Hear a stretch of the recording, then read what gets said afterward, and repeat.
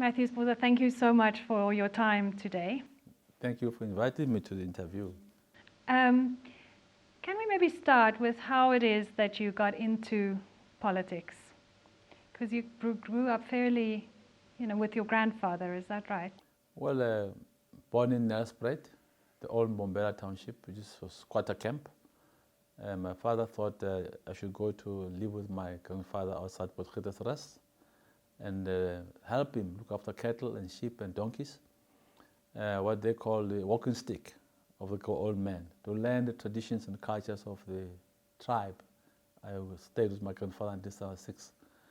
And as I grew up, I went to secondary school in Mpumalanga, Aukenhoek, Maripi High School, which was very predominantly Sotho Tsonga Afrikaans. I did 85% of my subject in Afrikaans. And of course, as you grow up that way, you become aware of your environment very quickly, that you're not allowed to go into that shop because you're black, or sit on that bench because you're black. And you begin to say, but why? You begin to question and interrogate things very early in life. Why don't they mix the white farmers and our parents, and we'll have fun?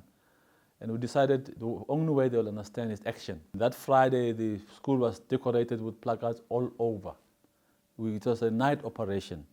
And I could see at the assembly on that Friday, the principal was shaking, holding the Bible, saying there are terrorists in the school. There are communists in the school. We never had peace for 3 months after that. All of us, the students from that class, were tortured, were interrogated individually. I mean, it's a long story, but at the end, they called us and said, listen here, you either go home because you're rotten, or you agree to be punished with a shambok.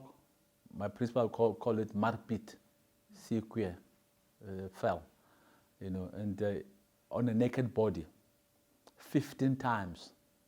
We agree on this thing, on condition that none of us screams or cries. And we went in there one after the other.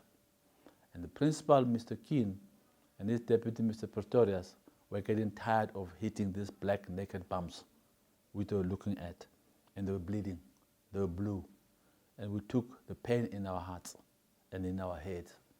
It engendered the deepest sense of hatred in me for racism. Not for them, but for racism. You went into exile at some point. Yeah, much later at university when we've been through black consciousness politics and we finished our degrees. I'd served my articles, and of course at that time the ANC was competing for recruiting after 1976. And with PAC was trying, the black consciousness movement was trying, they're all getting people out of the country. But we stayed in and began to form cells of the ANC in underground, a lot of cells. And of course, when I moved to Mpumalanga, when I qualified as an attorney, it gave me a good opportunity to relate with the ANC in exile. Were you an MK? Yes, I went to train. I trained in East Germany, which no longer exists today. And I was telling these fees, my 4 students the other day that I've trained in West Germany did not exist. They were laughing at me, but it's true, it existed. Very communist-driven, socialist-driven.